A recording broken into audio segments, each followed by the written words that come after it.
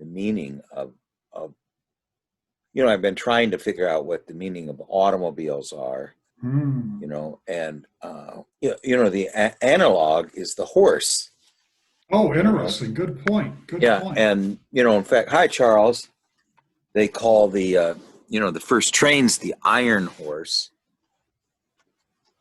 and we'll go into that with Ivan's dream. But I mean, Yeah. it's Yeah. this aspect of the of I'm just going over, and we'll discuss this in a second. But it's I was just saying, Charles, Ivan, I mean Gary, had a active imagination with a that was now. Was yours kind of like mine, or mostly?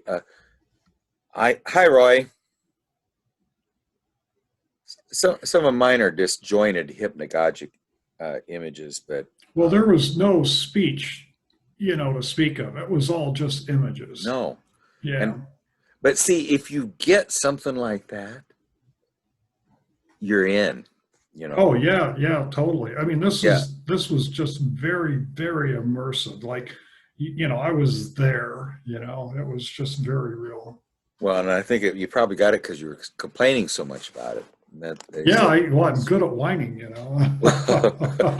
well, because the ones I'm getting right now are just the face of the anima, the ones that are just unbelievably plastic and alive, and you know, um, that is something I'm just trying.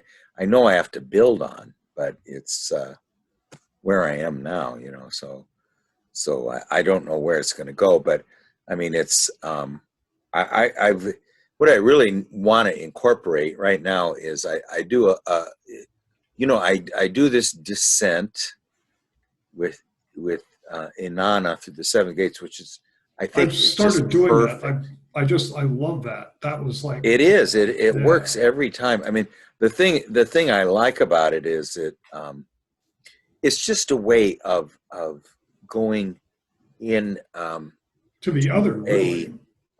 to create a vacuum.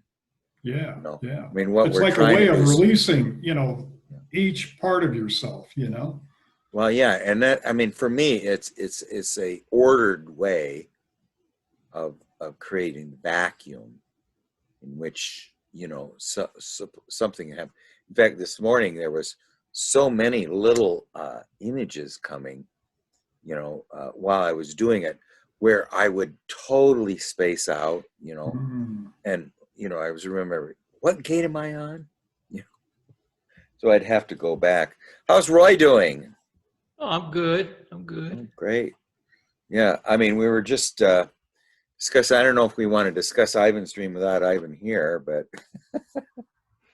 we could start with what time is it? It's a little early.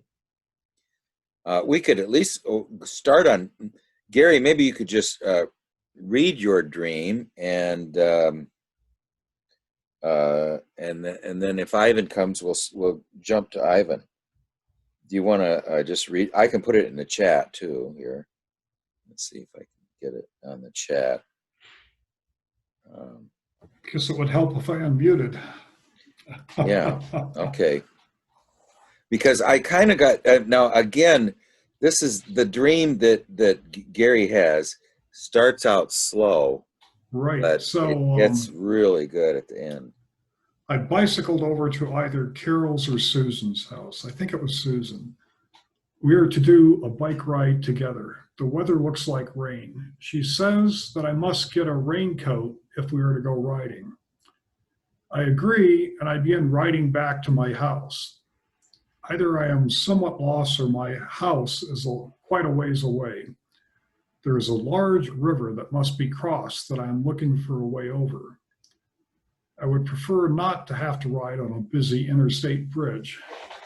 Someone or something suggests this path that goes down a steep hill to a pond and then goes off to the river. I cannot see from where I am if it crosses the river. I do see farther down a small old bridge that goes over. I ride there and begin to cross. The bridge is completely enclosed, so it's actually a tunnel. There is not a bike lane, and the lanes are very narrow. I'm worried that if a car comes, it will not be able to safely pass me. I'm hugging the far right side. As I go over the apex of the bridge, I notice that part of the lane is collapsed, so that if a car were to use this bridge, it would crash. As I go along, I come across a group of cyclists resting. They are doing a cycling trip with panniers and are discussing setting up camp on the other side of the river. I think of inviting them to stay with me. One of them may be injured. I wake up. Okay, yeah, now this, I think I can put this in the chat now if I can get it in here. How are you doing, Charles? You're, Okay. yeah, it was, I had some really interesting dreams last night. I had one with some super weird imagery, with like a minotaur being, mhm. there, like tons of people trying to throw a chain around it, trying to capture it, and it turns into my father. It was very interesting. Well, that was a really interesting dream that you had. The following dream about your father, you know, it kind of not sort of rejecting. Wait a second, I'm gonna turn this video off. Rejecting you when you would say, "How's it going, Dad?" or whatever it was, or something. You didn't like it. Yeah, that was. Yeah.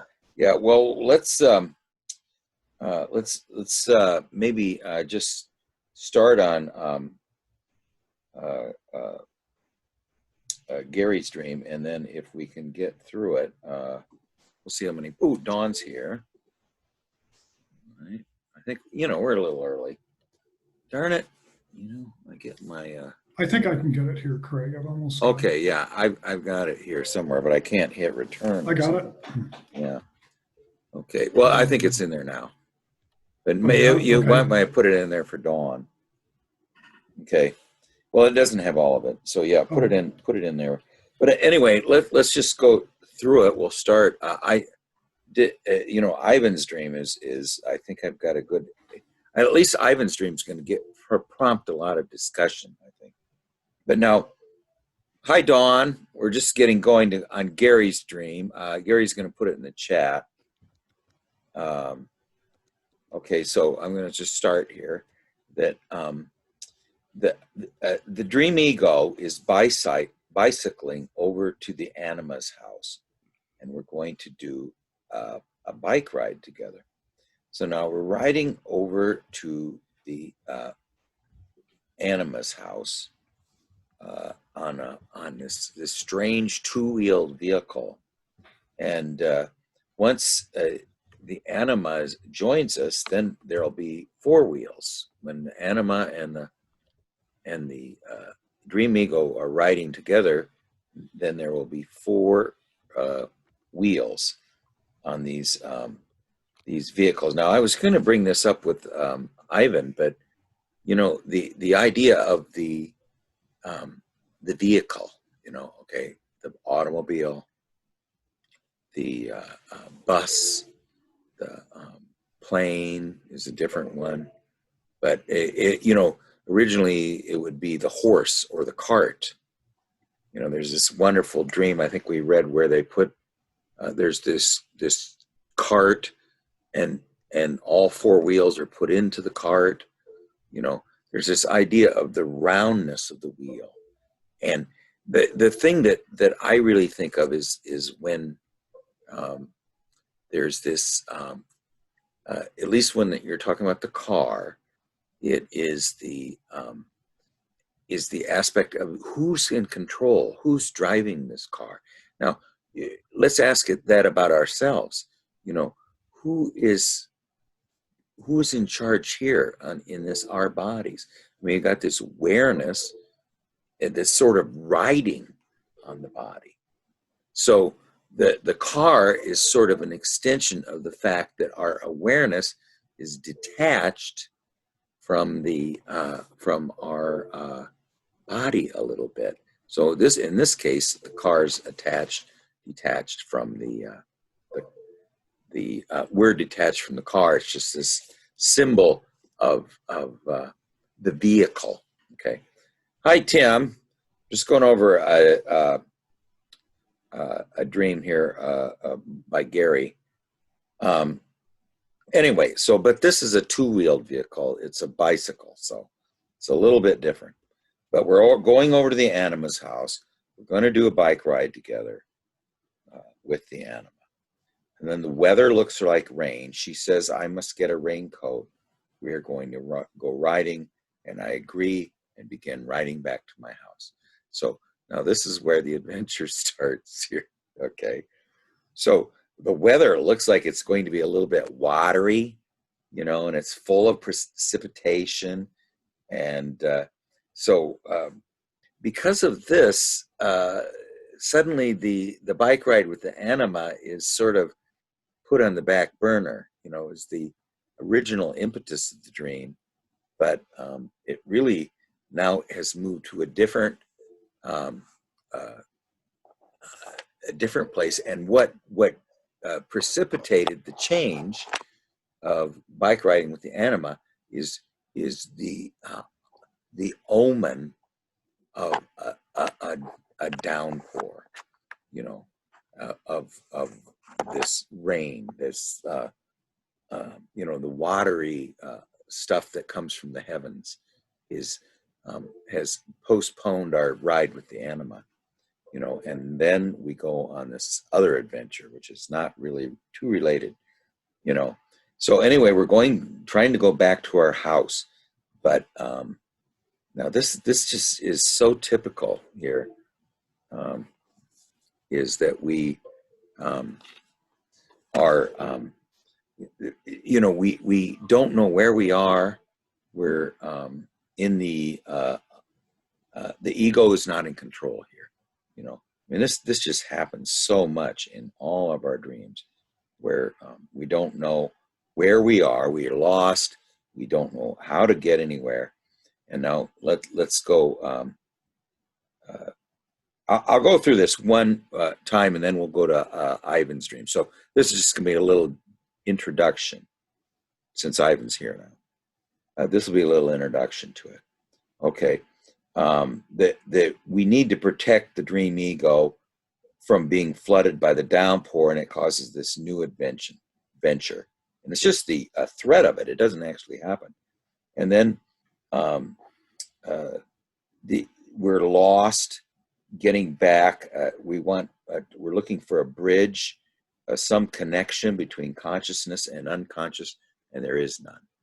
So the ego went from wanting to go for a bike ride with the Anima to having a threat of rain to going to protect ourselves from this threat of rain. There's about 3 or 4 protective moves here in this dream. And then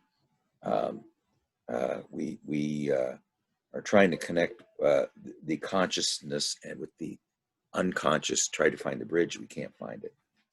And then we consider the fact that, and somehow we know this, and was it in sight, the busy interstate bridge? Or did you know where it was? No, it was more of a discovery, Okay, It was discovered it. But initially I was thinking about trying the dirt path that goes down the hill, but I couldn't tell that there would be a way across the river. But did you know where the busy interstate bridge was? No, I knew that I didn't want to use the busy interstate bridge, and I didn't quite know where that one was, and I didn't know where the one was that I ended up using. I just kind of discovered it. Yeah. So Okay. it was hidden. Yeah. That's so we know that the one thing we do know is that the collective way of connecting unconscious with consciousness is not suited for us. We just know that it's not suited for us, and there's all kinds of reasons that the vehicles that were there. I mean, it's just that this is not going to be suitable for going back home. There's just this, my darn mouse is not working here. That's the problem. Okay. Oh, that's what keeps making this noise. I'm going to unplug it. Keep that musical noises because that thing keeps flipping on and off. Okay. So someone or something suggests that a path going down a steep hill to a pond that goes off to the river, and we can't see from where you're at if it does cross the bridge. But anyway, that some unknown center suggests a path that follows a steep descent to a pond that might get us to connect ego consciousness with the unconscious. For some reason, home is on the other side of the river. And then to the might to get across the mighty, you go to the pond, which is sort of a more tame version of the unconscious, and then we still need to cross the mighty river, and we don't know if we're going to be able to do that. And then you see farther down a small bridge, so you find actually a tunnel bridge that you can go across, and there's not a bike lane, and the lanes are very narrow, and you're worried that if a car comes over, it will not be able to safely pass me. This is because you'll be stuck. Nobody will be able to see you. So this tunnel bridge is a little dangerous because of what comes from the other side. It's a dangerous bridge. Let's just put it that way. It's a dangerous bridge, and the crossing is possibly dangerous to the ego. And you're hugging the far right side, so you're hugging the side of consciousness because you don't. Ego's under threat when it goes across this bridge, and so you're hugging the side of consciousness, and as you go to the apex of the bridge, you notice that part of the lane is collapsed so that a car did use this bridge, it would crash. So you're saying part of the lane is open to the river, so they would go down. There's a hole. Yeah, it's just, there's basically a hole. Yeah, there's a hole in that. So that would mean that it's a bridge that is a tenuous bridge. It's a bridge it's very ancient and old, and it's not suited to modern man. There's something about it. It's very rickety. It's not very well built, because of its great age. And then you come across another group of cyclists resting, and they are doing a cycling trip with panniers. That's the baskets on both sides, and are discussing setting up camp on the other side of the river. And you're thinking of inviting them to stay with you. One of them may be injured, and you wake up. Well, now let's just hear everybody's comments on this, and then we'll go back to it. But we'll finish Ivan's stream first. So, Gary, what do you, not Gary, but Charles. Gary, you have the last word. Okay. Charles, what do you think? Well, I'm not exactly sure what to think. I'm curious as to what, the significance. Really, because, Gary had a dream where he was in the forest, on a bicycle. And it makes me curious as to what the significance of the bicycle is and what it means to be going on a bike ride with the anima as opposed to doing anything else. I do a lot of bike riding. It's probably one of okay. During the summer, I was probably riding 10 hours a week or so. Okay. Well, yeah, I think the idea that, you have to, it looks like rain, you need a raincoat, to avoid. It makes me think to avoid like saturation. Like you have to have a, I don't know, kind of stay out of an unconscious state and maintain conscious awareness quite a bit. And, you know, trying to get back home and having difficulty, kind of lost or far away from home. I don't really know exactly what to make out of that, but it does seem like yeah, you try to begin one journey then end up going on a different one just to get the thing in order to do the first journey. But I was thinking about the tunnel that's really narrow. It made me think of when I kind of moved into my apartment here, and I was in a situation where I had no room to move to one side or the other if something was coming my way. Like I had to face it head on. Which I don't know. That's kind of just what I think about it. There's no room for lateral movement. Whatever comes has to be confronted. Whatever comes from the other Yeah. side Good Right, has to be observation. confronted. And in the idea of the group of other cyclists, that's an image in a dream image that I've always been curious about. Like if I was a cyclist in a dream, or like a mountain climber in a dream, I'm curious as to what is it, just a collective expression, or what exactly is it that the group of whatever I'm partaking in appears? Is it the collective expression of it or something? But yeah, that's my thoughts on that. What would be interesting is, for instance, if you were riding on a unicycle, you'd be just riding on this mandala with a still point in the center, and it's this turning aspect. But here you have almost a double mandala. There's just something about it. It's just riding on two mandalas, with a still point, and that's just a reach, but it's pretty stark. You can imagine on a unicycle that's very clear. What do you think, Roy?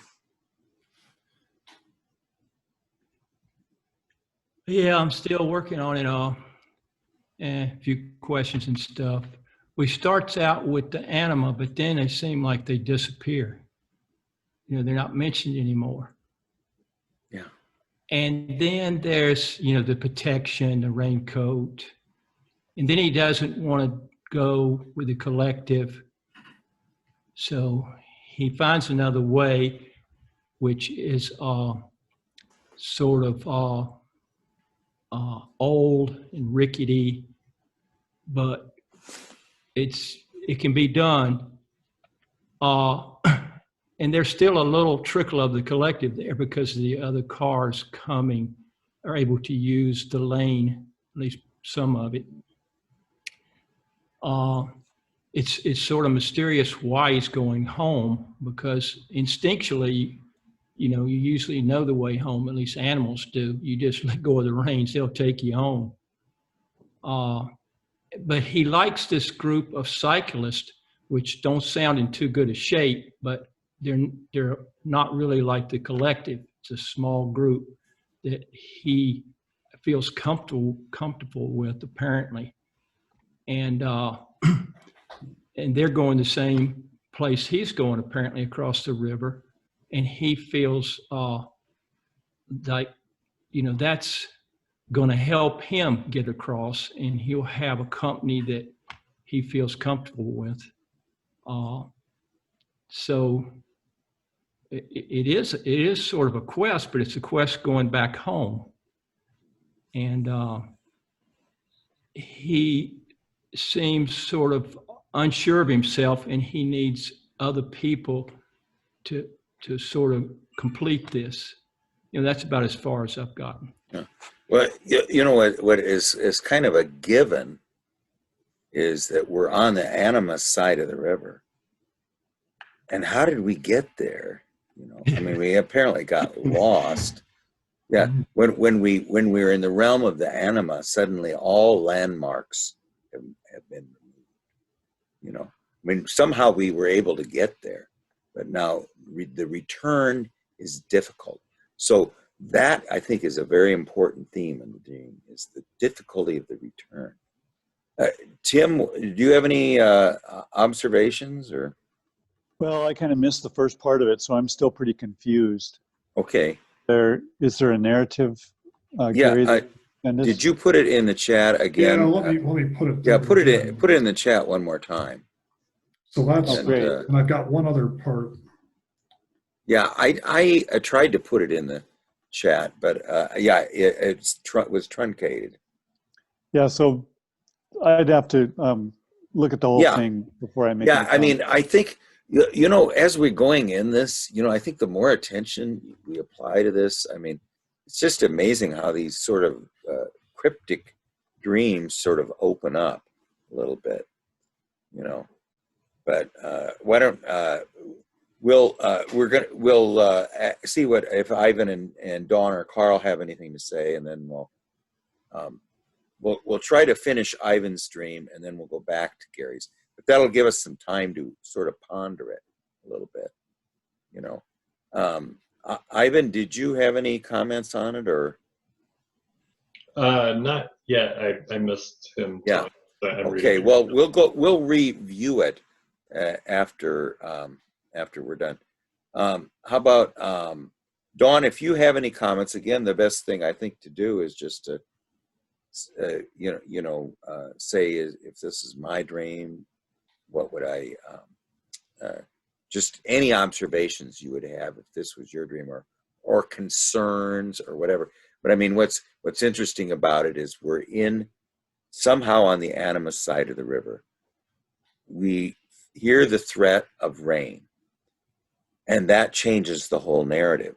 But after we're in the realm of the Anima, and yet the planned for journey with the Anima can't go forward.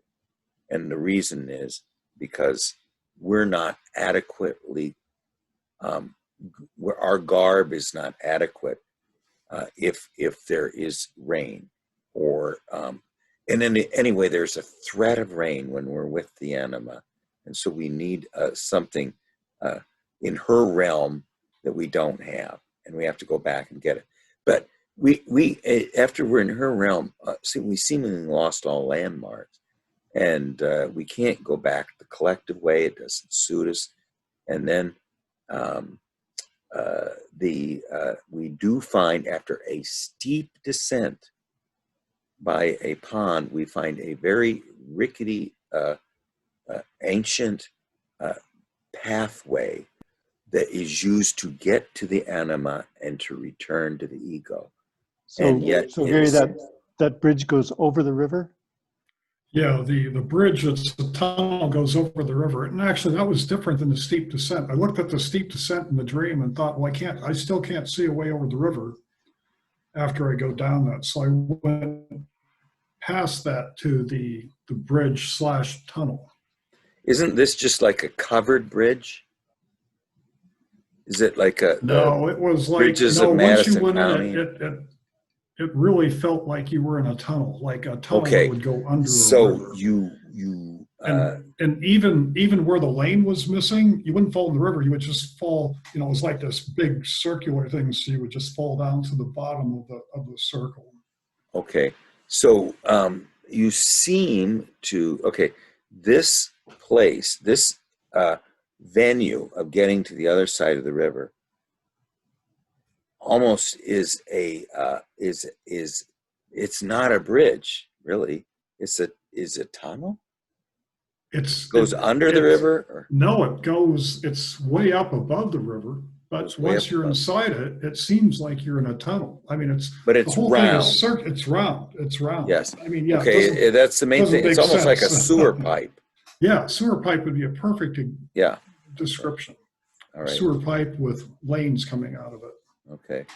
All right. Well, Carl, do you have any comments? Dawn, of course, you always welcome. Is Carl still here?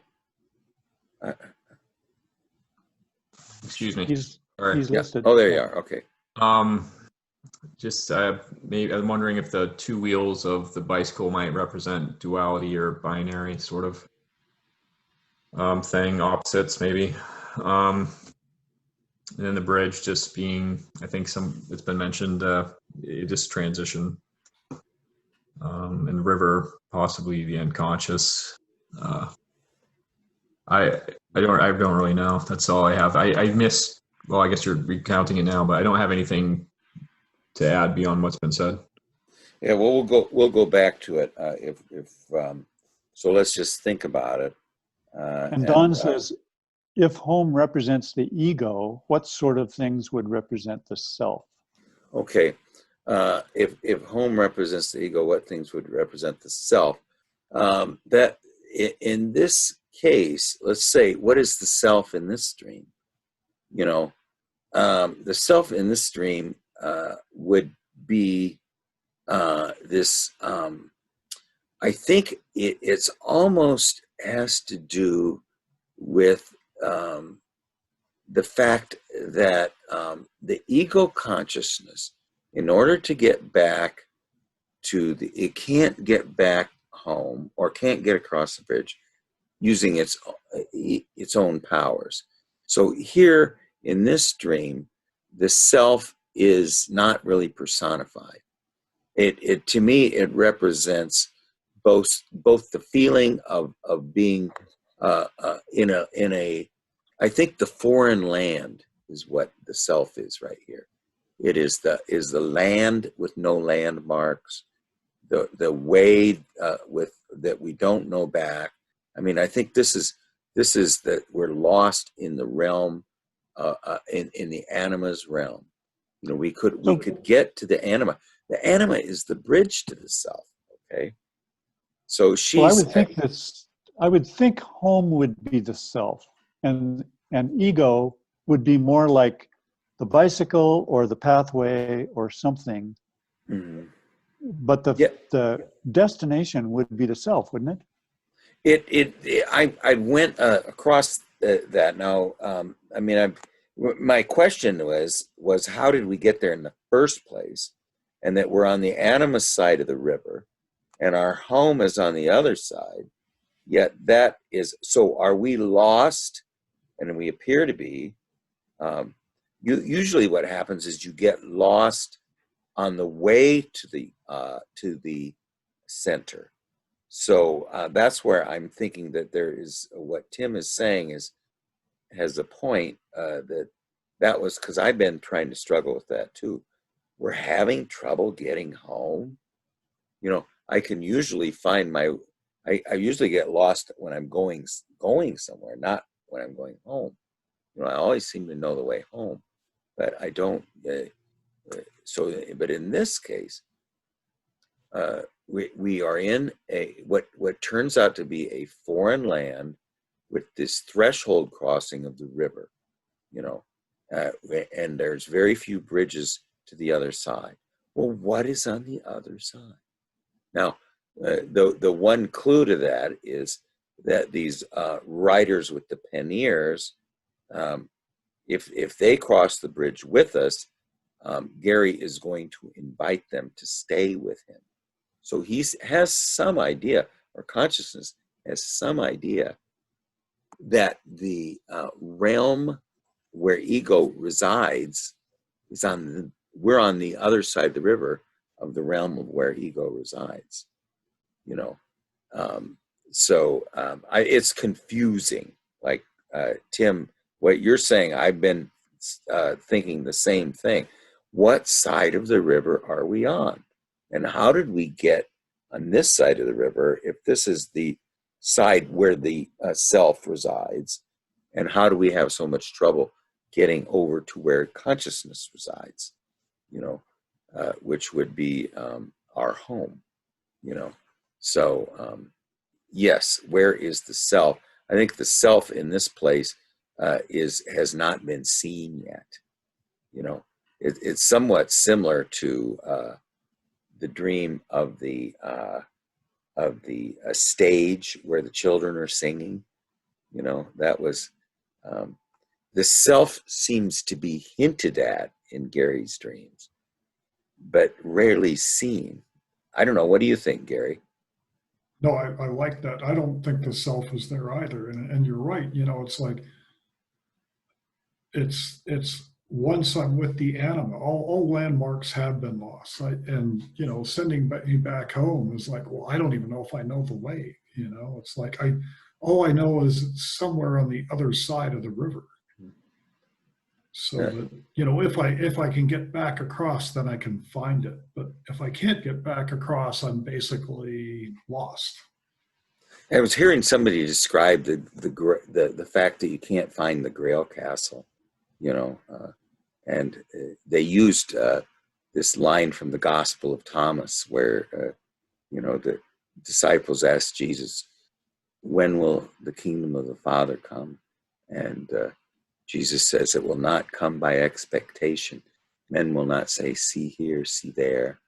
The kingdom of the Father is spread upon the earth right now, but men do not see it." Okay, and this was the very description of the Grail Castle. Mm. It's here. Like, you know, Parsifal would see knights from the Grail Castle, and he in fact defeats one, and then he has his horse, and he's hoping the horse will lead him back, you know, and then he's seeing disciples going to the Grail Castle, but he can't find the Grail Castle, you know. So it's just this aspect of that we are lost here, and this treasure hard to attain is not easily visible to the eyes of consciousness. You know, I mean, it's spread upon the earth, but men do not see it. You know, so it's just this idea of this being no landmarks. Now, the fact that this bridge, I mean, this is something we're going to have to struggle with. Is what side of the river are we on? Where does ego reside? Why is the anima is usually the bridge to the self, so she is the bridge, you know. So yeah, it's just something we're going to have to struggle with. But why don't we try to get Ivan's dream done and then come right back to it? Because you know, we did get fairly far on Ivan's dream. Yeah, Ivan, could you repost that? Yeah, sure. I think I have it right. Or do you have it, Andy? No, you have it. Okay, I do. I have it here, so I can get it here.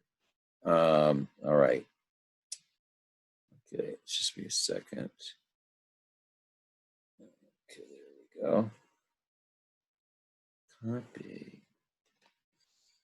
Okay, over here, and we'll put this in here. Okay. All right, I think I got all in there. Okay. All right, so you can read it over, but let me just kind of go through it quickly here and see if I can, because I mean, it is, so we're in this beaten down old car, yellow or green, boxy, 80s style, on the 4th floor of a parking lot. So, you know, I've been just trying to get this image of the car in my head. Okay, now the car is a more modern version of the horse or the cart, you know. Now, what to me the cart, at least in my dreams, represents is this: is I'm riding in the back seat, it's driving itself, it's we're on a dangerous road, but nothing seems to go wrong. I mean, in Tim's dream where he's going down, he thinks he can handle it. Consciousness can't handle it, and then suddenly it's driving itself.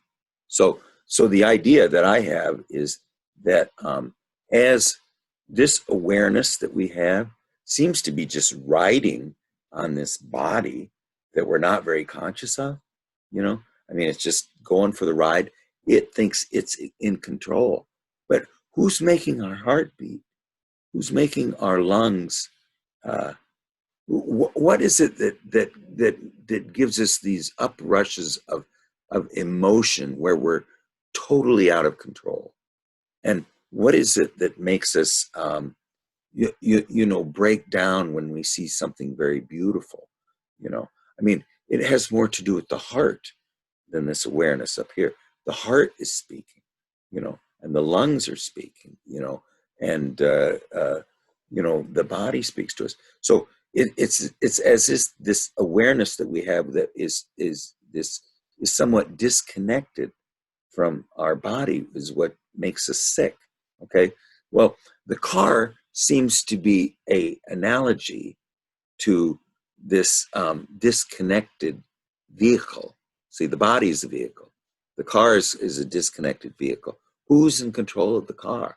Well, we think we are, but all our dreams tell us no, someone else is driving the car, not you. If you try to drive the car, you are going to go in the ditch, But if you let the car drive itself, if you drop the reins of the horse, you find the Grail Castle. If you let this vehicle guide you, you'll get where you should go, not where ego thinks you should go. So anyway, you're in the beaten down old car. It's 80s style. Okay, 2 times 4. Okay, it's boxy. It's square. It's a quaternity. It's square. It's a quaternity. It's 2 4s. It's an 8. It's on the 4th floor of the parking garage. Now, to me, the 4th floor of the parking garage would be the dominant function, and I think this is proven in just a second. So the 4th floor is the one that consciousness is the dominant function. It's the one where it's most comfortable, and that's where the vehicle is parked right now, on the 4th floor. Craig, why wouldn't the 1st floor be the dominant function? Well, I think what we're going to find out is that we are at the highest point. Our awareness is very high. And to get to the 1st floor requires a descent. And this is where the man in shackles escapes to, he goes into a descent and escapes from us. So I think in this case, I thought the same thing, that it usually, but I think in this case, what is in need of the ego is to make a descent. It's too high up. It's on the 4th floor. Of the 4 functions, it's the most conscious one. Why wouldn't it be on the 1st? Well, the lowest function is the most unconscious, and the highest function is the most conscious. So yeah, it's a little puzzling, but I think what is proven in a second. The other thing is the auto is it's man-made and drives itself like a horse might. I remember my grandfather. He wasn't. This is about 1910, something like that. He worked as a butcher, and he couldn't afford his own horses, and he did. And so when he went to see my grandmother, who lived 6 miles away, he would go to the livery stable and he would rent a wagon and a horse, and then he would ride the 6 miles from McCarlsberg to Roland, where all the Norwegians lived. Nobody there spoke English, by the way. It was in Iowa, but they still didn't speak English. So he would drive to McCallsburg, and then he would stay with her parents, play cards, maybe have fried chicken on a Sunday. It was his only day off. And so then he'd leave late at night, and he'd get in the cart with the horse, and he'd fall asleep. Okay, but the horse knew the way back, you know. But sometimes he would wake up, and the wagon would be in a cornfield. The horse had driven off the road and was eating in the cornfield. But usually what happened is he would get over to McCallsburg, and as the horse went into the livery stable, the wheels would bump over the lip of the barn, and it would wake him up while he's sleeping in the thing. So he didn't need to do anything. The horse knew the way, you know. But anyway, so there's this 2 times 4, the double 4, the 4th floor. At least there's 4 floors, and as Tim says, this is going to be kind of interesting. It's boxy, so there's a square aspect to it, and it's yellow and green. So you would think it's yellow or green, or yellowish green, but that would be intuition and sensation, you know. Would be that would be what yellow and green would be, you know. So and now this is where it gets really interesting. Next to the Dream Ego in the passenger seat sheet is a man or an aspect of the psyche who is hobbled. He's in shackles, and in the back is the young anima. Okay, and so those And are the 3 Ivan, passages. I take it that your daughter is older than that now? No, my daughter's only 5, and so in the dream she's 12. But Oh, I see. Yeah, Huh. yeah. 12 has an aspect of a clock face, and it is round. You know, 1 through 12. You know, there's just an aspect of roundness with the number 12. yeah, and I'm that- guesstimating the age there. It was just she was, significantly older than she is now, but I could Yeah. recognize her as her. She's the young anima, and she's there, and we'll find out why she's there in a second. You know. Anyway, the passenger is hobbled. It's a man. It's someone we know. Yet the dream ego in the dominant function has hobbled this thing, and is going to turn him in, but for unknown reasons. What's that about? You know, unknown reasons. And then the young anima frees him, this man in shackles, and he escapes. And how does he escape? He goes downward. He makes a descent through to the lower floors. And at that point, you yell, "Stop! This man is a fugitive." Well, he's a figure from the unconscious who's up in the dominant function, so he is a fugitive. I mean, this unconscious aspect is not welcome in the conscious function, so it's a fugitive. You know, it's something that needs to be controlled and hobbled, because consciousness has no control over it. It's autonomous. You know, so we need to control it. Okay. And then so that ends that thing. Now we are aware of where the man in shackles is, but this is just sort of it's just as almost a what is he doing now, and then someone shows us what he's doing now. You know. Okay. That's exactly right. Yeah. What's that? I was just saying that's exactly right. I'm just seeing Yes. it from up high, but I'm not actually involved in it. It's just somehow you're aware of what he's doing. Okay, now he's hiding during a blizzard in a rundown house with snow up to his waist, okay? And he appears to be freezing and drinking from a large water bottle. And you see him drinking from this water bottle, and he grimaces because it appears to be filled with an unpleasant liquid. So, you know, the fugitive escaped into the unconscious, which is not a very pleasant place right now.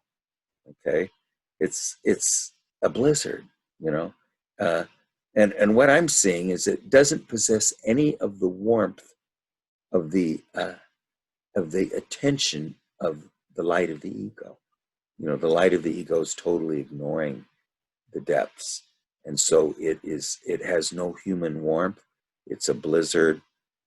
Everybody's getting almost covered in snow, and and they're drinking a bitter drink. And the reason they're really drinking a bitter drink is the resistance of the dream ego to give it a compassionate attention. Now that's my first stab at it, but Well, yeah, it seems like that the depths are lacking a feminine presence, a Right. feminine warmth that would bring some resolution. It would make the drink less bitter, and maybe the snow would disappear, or I don't know. That frozen unconscious is not available. It just stays in its current form, and in order to make it more fluid, it's got to have that feminine presence. Seems to me. and also ego attention is in alchemy is the fire of cooking. It's the incubating thing. So if one does not lend their attention to the unconscious and cook it with our attention and incubate it and let it hatch and stuff, it's very cold. It needs the warmth of ego attention too, as well as the feminine warmth. But what ego attention does is what we're doing in these dreams right now. We are cooking this dream. We are incubating these images, and we're trying to bring them up to the surface so that we can give them two things: the medium of expression and meaning. That's what ego attention does. Ego can't come up with these wonderful images, but what ego attention is supposed to do is be the witness of them. Okay? And then after it's the witness of them, it is to be the medium of expression of them in the outer world, and also to provide words, attach symbolic words to that image. What do you think, Roy? I kind of got kind of googly there. Okay, I got a question for Ivan. Do you drink soda pop? Do what? Or, Do you drink soda? no, I don't. Okay. Then I was thinking of all my money is on This Is the Green Man, and I was thinking, well, what could you put in his water bottle? There it is, right there. What could you put in his water bottle that would be nutritious? Do you drink something nutritious? I drink like water and orange juice, and That's nutritious. Do you have a reverse osmosis on your water system? yeah, I do. Okay, well, that's really good water. Orange juice is really good. Take that unpleasant liquid out and fill it full of good water or orange juice for this man. My money's on the Green Man. You can read lots of really good novels about the Green Man. Like if you're reading Jack London, or you're reading The Lonesome Dove, which is a long Western series stuff, it's very instinctual, people surviving out in the woods in the old-timey days. It's very connected to the body and stuff. You could, you might not like going to the gym, or you might not like practicing the martial arts or yoga, which I think is a better exercise because it connects you more with your body. You got kids. You can take the kids out to the park or out in nature and watch them, man. They're going to be rolling in the grass. They're going to be doing all kind of weird body things, like sitting on their legs and strange things. Just watch kids, all these body movements they do. And then you can try some of them. You can say, hey, kid, let me see if I can do that. Teach me how to do that. And you try to do it. And you're going to discover incredible things about your body. Wow, I used to be able to could do that. I could like roll in the grass. And now when you try it, it's a lot harder, but it really connects you to your body. I think this is the Green Man. Can you? So I do yoga. I've done yoga for a long time, but I'm kind of curious. Can you give me just like a brief idea of what the Green Man is?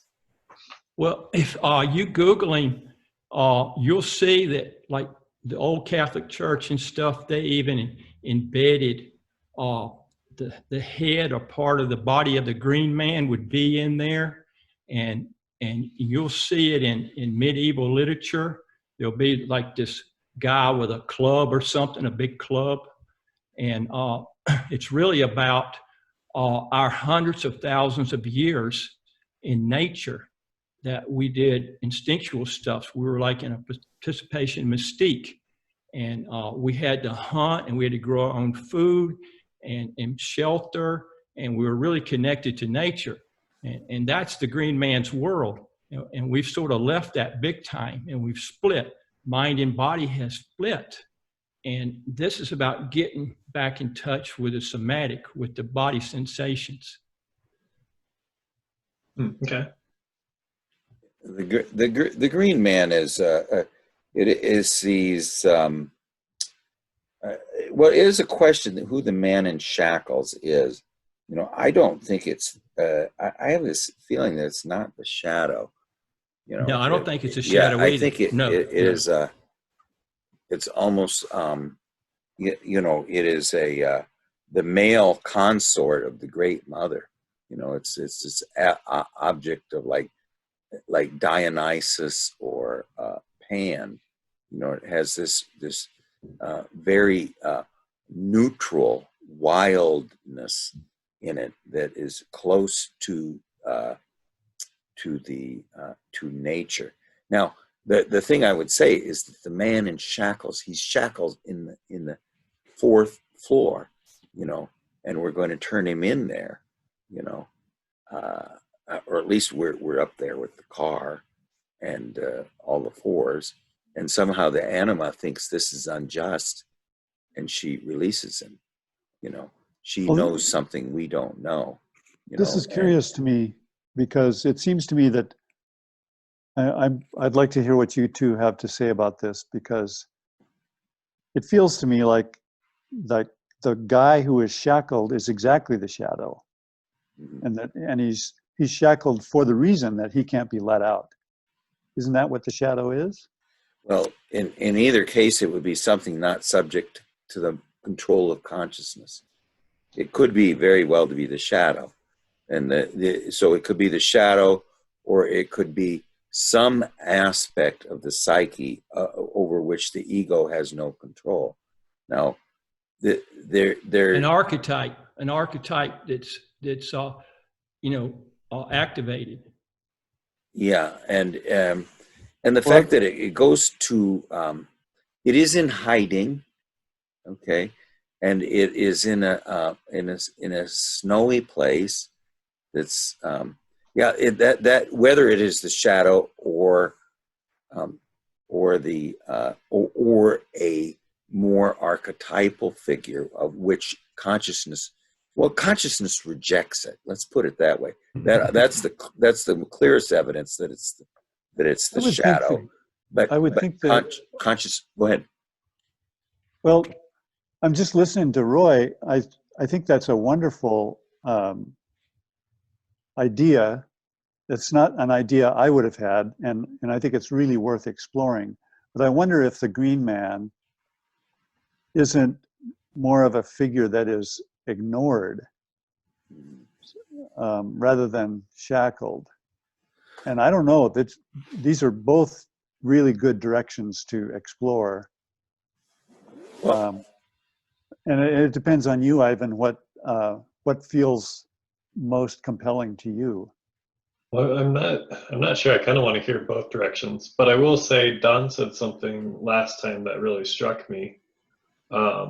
So my feeling was that I don't know why I'm turning this man in, but I do feel that it is best that he is turned in for himself.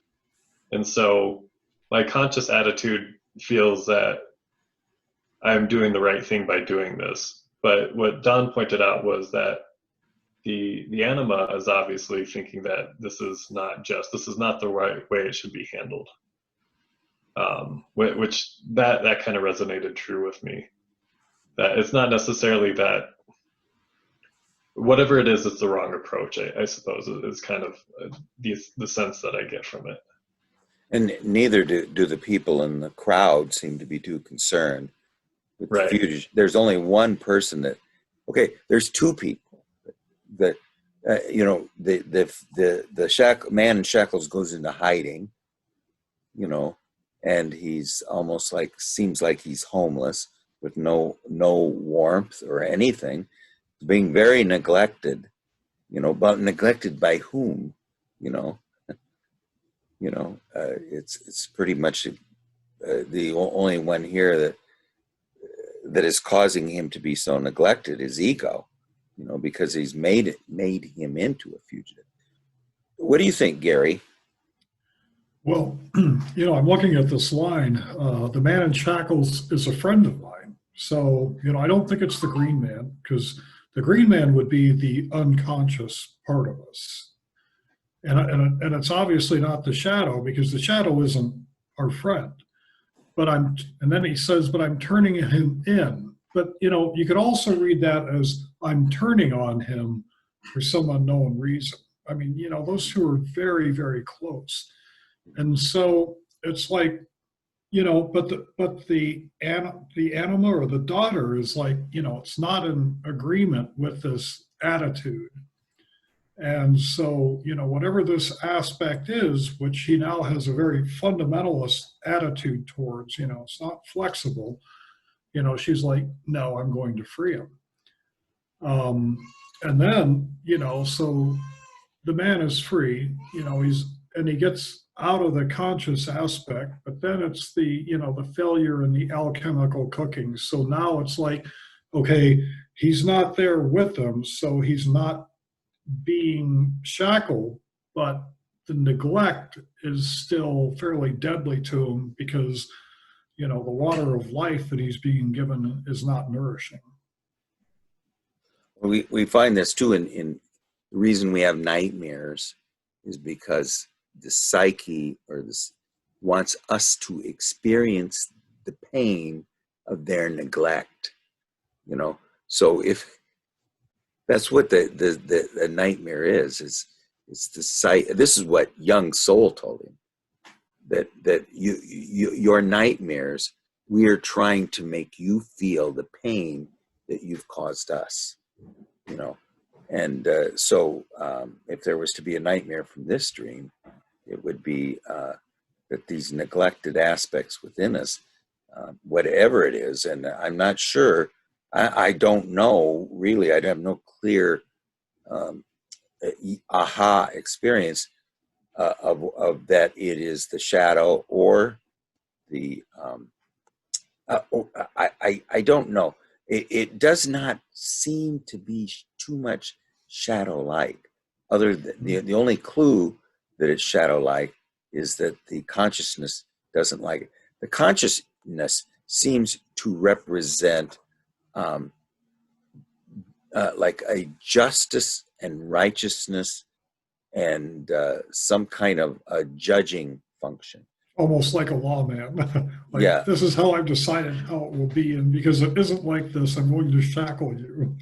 Yes, and we're going to, since this aspect can't be controlled, the only way that it can that ego consciousness can keep it controlled is to hobble it and shackle it. That way it's not going to do whatever it is that ego consciousness thinks is horrible, and yet the anima is the source of this compassion and understanding.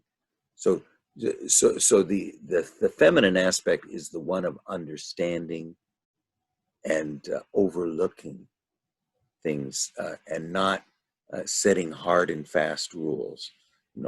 Giving people a little more slack and say, oh, that's okay, try to do better next time. Where the ego says, no, you're going straight to prison. you know. So what do you think, Charles? So I have a few ideas. I'm not really sure my thoughts on the dream as a whole, but like, so one thing I was thinking about is, I feel like I have somewhat of a better understanding of what like the snow and ice symbolism means in a dream. Like, so this guy retreats back to the heavy snow, and this is, it's crystallized water. So it's water that's in a state of total arrest, and it can't flow. The unconscious energy is not even able to flow because of the lack of attention and warmth and energy. So it's in a state of total arrest. And it makes me think of the guy, the other figure who was detained, and he would be also in a state of arrest if the anima had not let him go. So it makes me think, I don't know, I personally think there's a connection between that unconscious energy symbolized by the snow and ice that's in a state of total arrest and not necessarily stagnation, because it's not like it's spoiling, but it's stopped in its flow. You can't put snow through a hydroelectric dam. And just like the unconscious figure, he was in a state of arrest. He could not, he couldn't, do anything. And I think I had some other thought, but I can't quite remember it now. But I just think that there's somewhat of a connection between those two things, that the water is in a state of crystallization and arrest, can't go anywhere, can't do anything, can't produce anything. Same with the figure who does escape, but he was looking at, if the anima didn't rescue him, he would have been in a state of total arrest and imprisonment and could not, like, I mean, what choice does someone have other than libido regression when they are imprisoned into a cell that's 6 by 6 feet? They can't put forth their energy. They can't really bear much fruit. So that was just my thoughts on it. That's very good. I think we mentioned that last time. It's very good. First of all, he's a fugitive from consciousness. So in the realm of consciousness, he's a fugitive. He goes to the depths and at least feels that there may be he's in hiding from consciousness, and it's sort of killing word right now. It's just in a mood of where it squelches the depths a little bit. They don't have any fluidity. They have no transparency. They are crystallized. They are frozen. So the depths are frozen, crystallized. No, not any fluidity, no transparency, and the figures in the depths, because of all that, are waist deep in snow. This non-fluidity, coldness in the depths right now. So I think that at least where the fugitive from consciousness is right now, who has to be shackled when he's in the conscious realm, he goes to a place that's not very inviting. The drink is bitter there. It is very cold.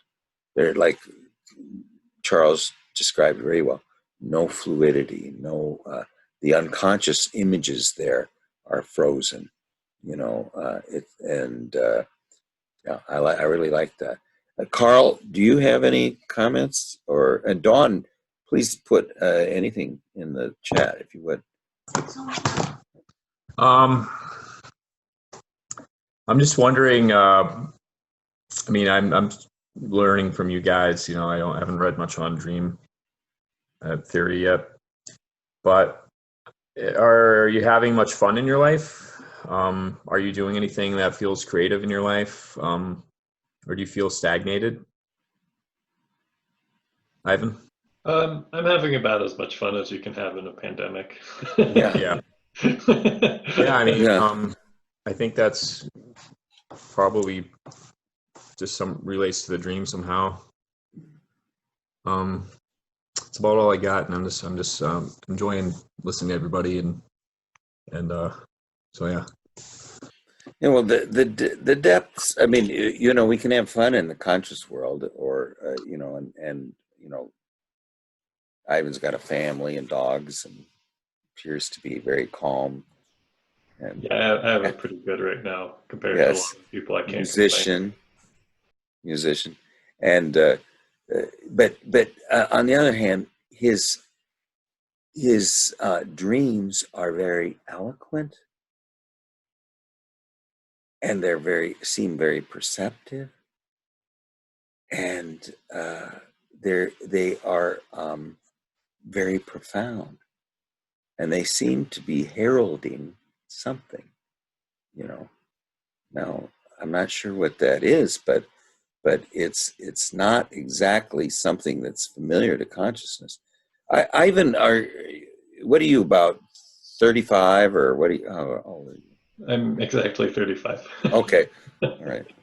Yeah. Well, anyway, I mean, your dreams have a very unusual eloquence for your age.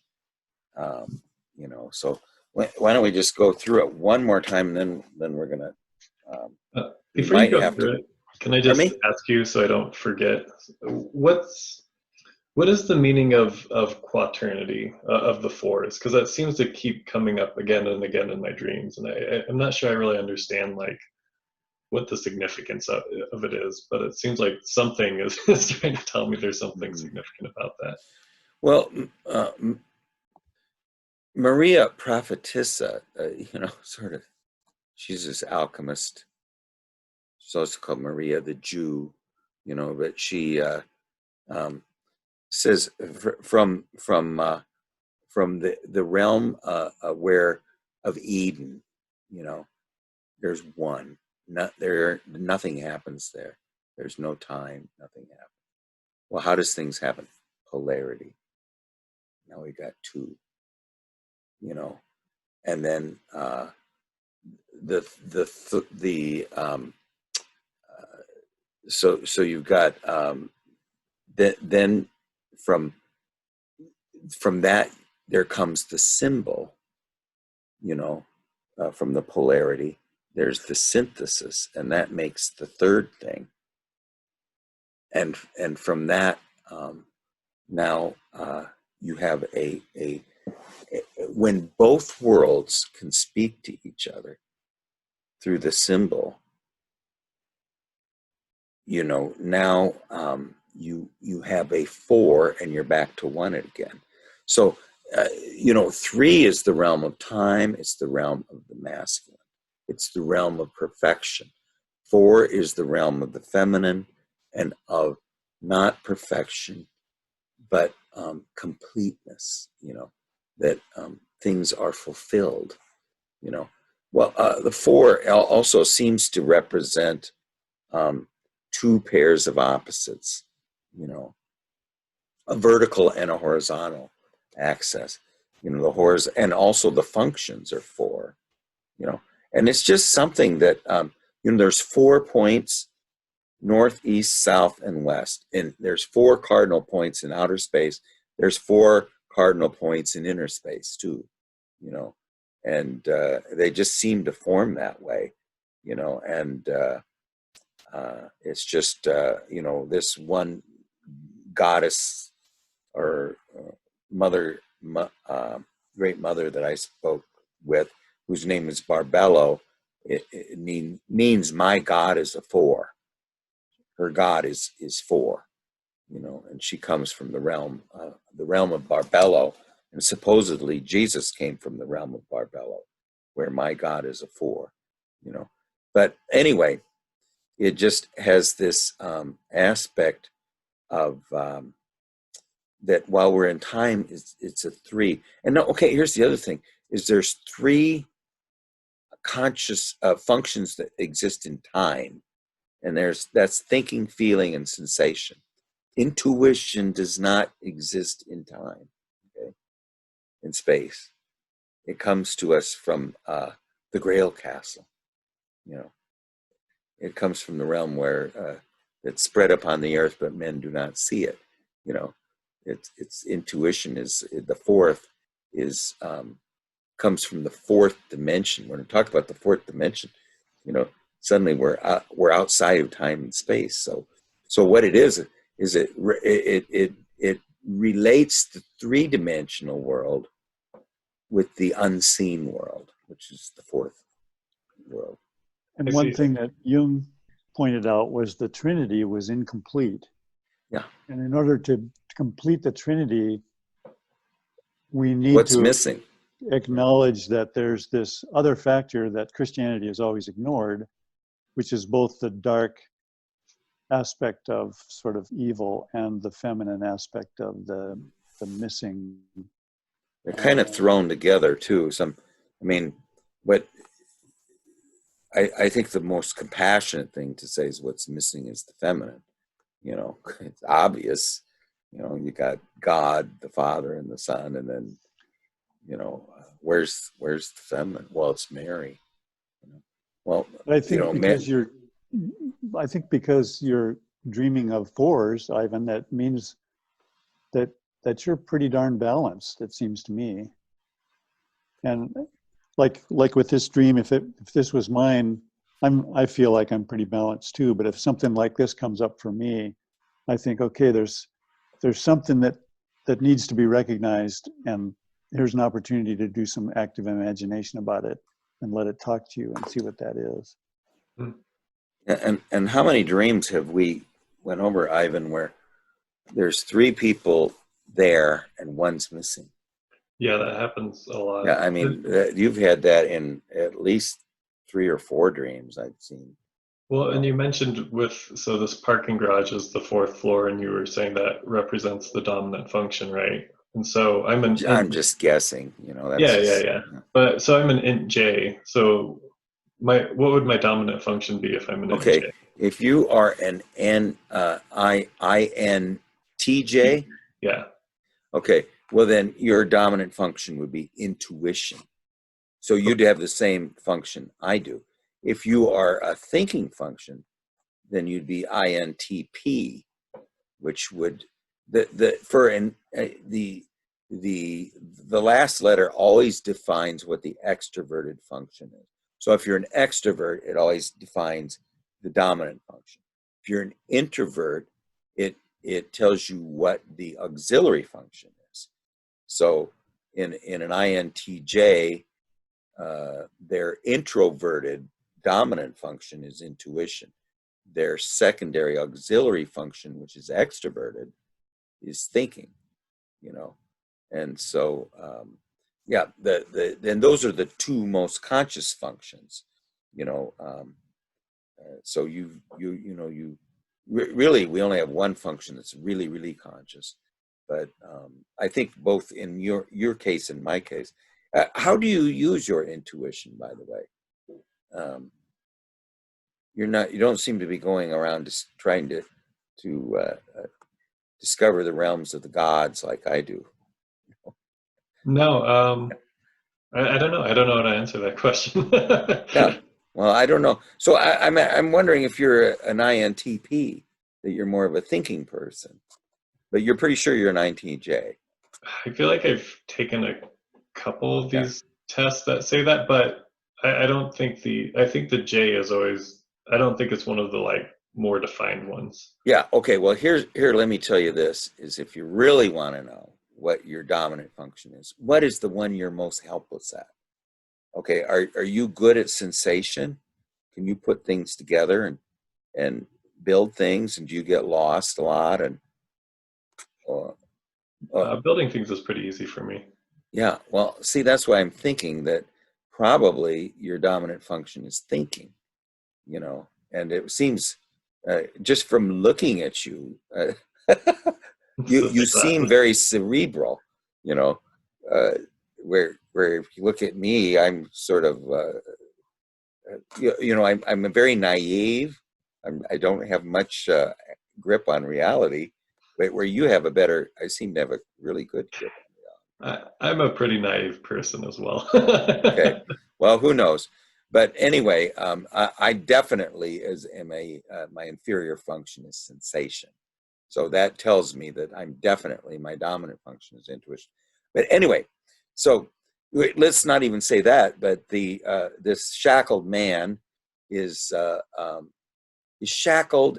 We got to keep this in mind. Why is he shackled? Because he's out of control in the conscious dimension. He's not. This is not his home. As soon as he gets free, where does he flees downward? So he flees away from consciousness and into the depths, and then where he goes to hide is very cold. And since he represents a part of us, it means that our depths are being ignored, and they lack fluidity. And so the anima wants to rescue this man. The feminine presence within us wants to rescue this man.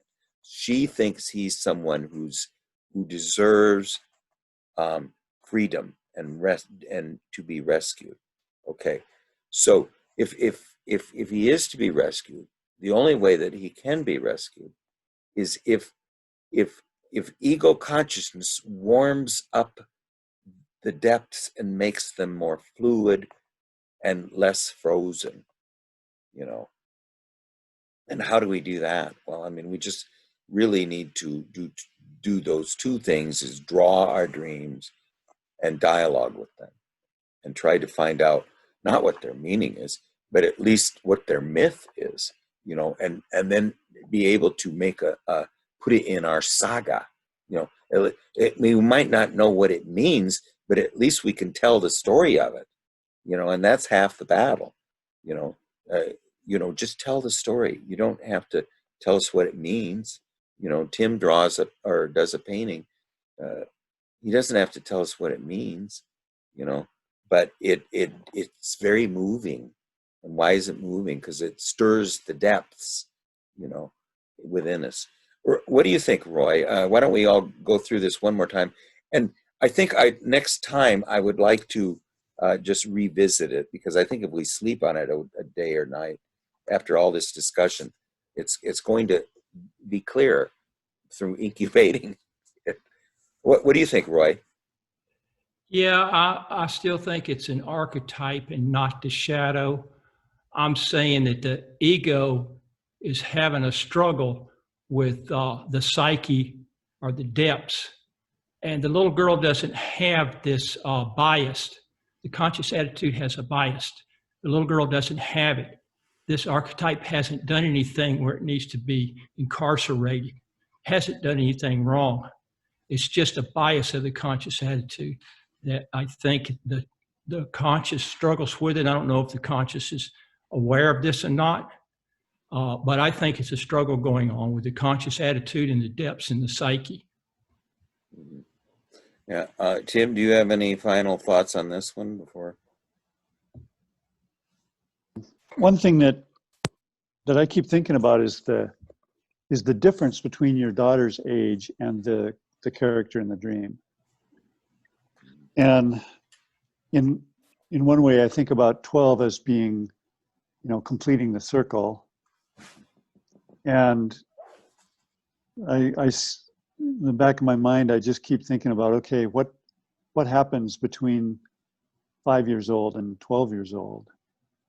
There's a sense of coming into to a kind of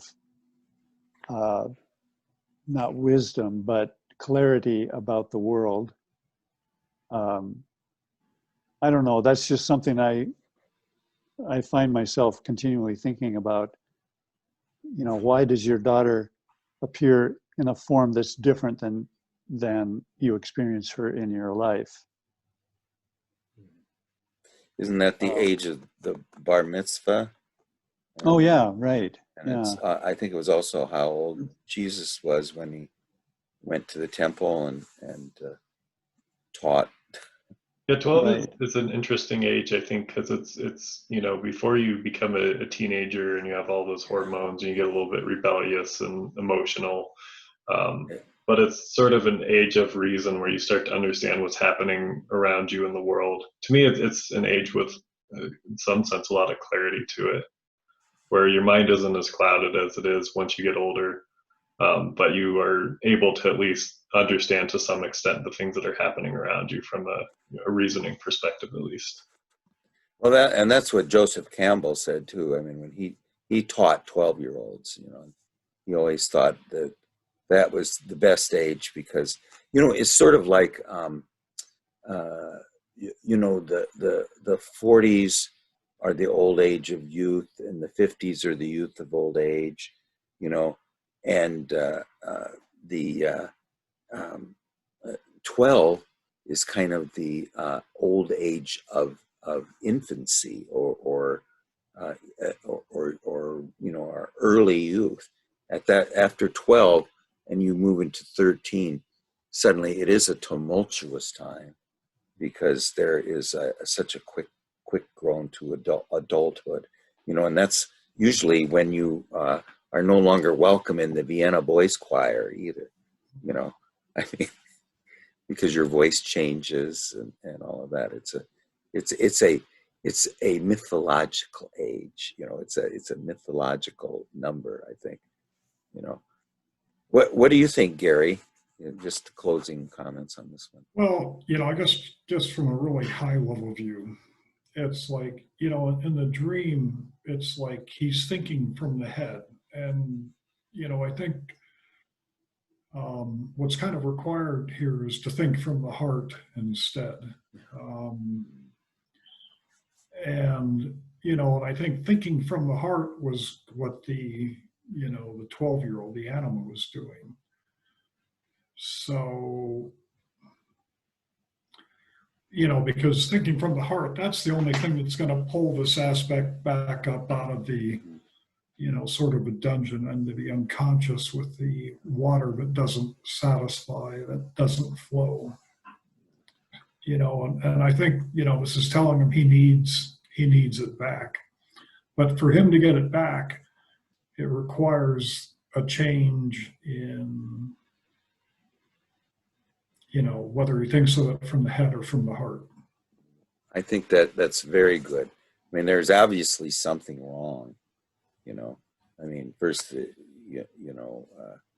the depths that is, that's not, something amiss, Charles, do you have any comments on final? I'm not sure if anyone asked this, but the guy in shackles, what did he look like exactly?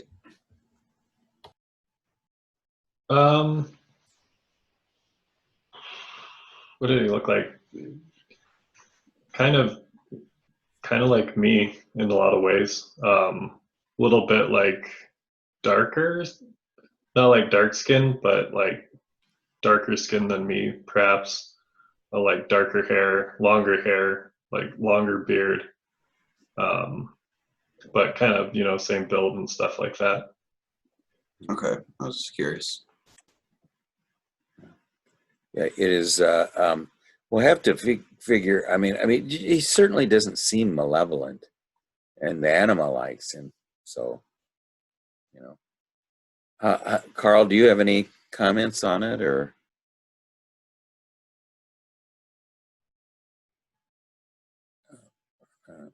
Sorry, I was just putting coal in my cook stove. Oh, that's fine. No, not really. It's just listening in tonight. Well, yeah, I think I at least, I know I'm going to have more things to say about it tomorrow. I really do. Before we get into Gary's dream, which I think is going to take a little bit of time, maybe we can start on that next time. Does anyone else just want to tell us a dream, Tim or Charles or Carl or anybody. I was gonna see if I could, since it was, I believe just you and Gary when I was briefly mentioning that dream about the Minotaur and everyone trying to. Yes. I don't know. You guys might be interested in this dream because I think the Yeah, go ahead, imagery Ed. was really just wild. It's outside during the daytime, maybe in a town somewhere. I was in some sort of plaza, and there's this gray-haired Minotaur. Initially, I wrote it down as just an anthropomorphic bull, but it was walking away from me, and several men were throwing long chains at it to try to almost like lasso it with a chain. And I look away and I look back, and it's like a big circle of men had surrounded it, all with chains going from one side of the circle to the other, so that there's dozens and dozens of chains all intersecting at the middle of this big circle. And they were all intersected around its neck. But then, I look back and look again, and it turns out to be my father is the Minotaur. And instantly just like, whoa, this is not good. And then they sort of like pull tight and like lift him up into the air a little bit and then slam him down on the ground on his like head and neck. Ready? And I just Be a little hotter. totally break down and start crying, and I'm just horribly devastated by this, thinking, no one should have to see this happen to their father. And then I sort of take a step back and realize I had just been watching a video on a screen, and that I was in a house with a sort of family, and I was just like, wow, you guys would never guess what I just saw on this video. It was absolutely crazy. And that's all I remember. Yeah, well, that is a very interesting dream. Now, what was the one about your father when you would come home and you would say something to him? And I was in a basement and looking at a drawing that I had made, and the drawing kept getting more and more colorful and better, and I was like, whoa, I'm actually pretty good at this. And I had just been thinking about, in the dream, what type of profession I should go into and study, and so I wanted to kind of talk to him about my drawing and get his advice on what profession I should take up. And I go into the room where he is and say, hey, Dad, and he just instantly snaps at me and says, don't say that. Don't just say, hey, Dad, that annoys me. Be a little bit more polite and respectful. And I just say, excuse me, and turn around. well, what was the emotion that you were experiencing when he'd say that? Or it was just like I think you described it.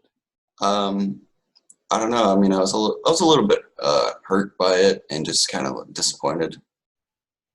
I felt a little. I don't know. I can only describe it as like let down. I was hoping for advice and encouragement. Instead, just got scolded. I've been having a lot of dreams about the masculine. Like, I've had so many dreams about having a daughter. Just the other night, I had a dream about having a son, which is a first. Well, and the Minotaur, is this. Our father is related to the realm of the bulls. There's an aspect of that we come from. Oh, isn't that beautiful? That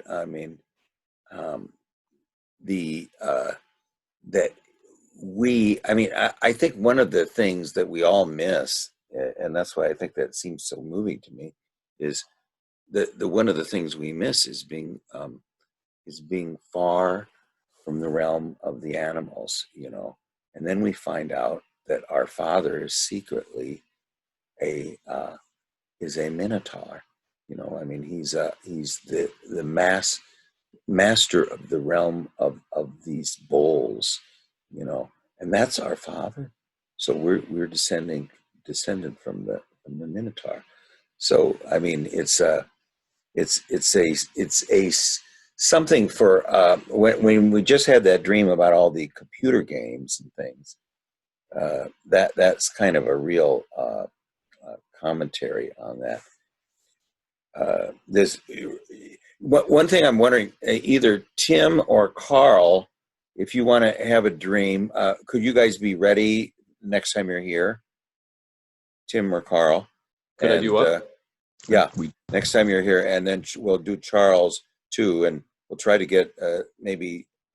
I want to finish up Ivan's, and then we'll finish up Gary's, and then we'll do Charles, and then Tim and Carl, and Dawn. You're due too. Roy, do you have any comments? Or you always have good comments. I think you and Charles are good buddies. Charles's dream. Yeah. Yeah, well, yeah, I think the father is extremely important in a child's life, and sooner or later you have to reckon with it. And so, you know, I'm glad that something's coming up. Yeah, the father apparently has a lot of knowledge, but Charles is more interested in himself. But I think to have a real relationship with your father, you have to realize, you know, his wisdom and where he's coming from. So there's sort of some relating going on. Yeah, it's really hard. Sometimes on our father, he's confused. We confuse between just this man who happened to be a biological parent and our image of the father is a little confusing for us. But anyway, hi Sarah too. What I think we could do next time is I'd just like to do a quick review of Ivan's dream, see if we can pull it all together. Then we're going to do Gary's dream, but I think Gary, we got a lot of work done on it, and so it's just going to be a matter of pulling that one together, and then we'll see if we can do Charles' dream. But I'd like to, we can get one from Tim and Carl and Sarah and Dawn too, if you know. And then we'll try to get those as soon as we can. You know, I think everybody here is very, very good dreamers. Roy, of course, you are up too at some point. You're. You haven't had any dreams lately, Roy? Oh yeah, I always have one that I Okay. write down that's recent. You know. Yeah. Well, sometime that's the shoe build store. And you know, Tim, your dreams, you could do a book on those. I think Ivan can too. And Charles would be a wonderful, I mean, everybody. And Gary always poo-poos his dreams, but they're, you know, I am always really moved by them. And then Dawn and Sarah, you guys, I think, get the prizes of the year. Or those two you guys just had, you know. But anyway, next time we'll just finish Ivan's, finish Gary's, and then let's either Tim or Carl, if you have a dream ready, we'll go on those. And okay, all right. Well, thanks everybody, and we'll see you next time. I'm sorry we didn't get one of those doors opening movements, but I think we'll have one next time. Okay. See you all later. Bye.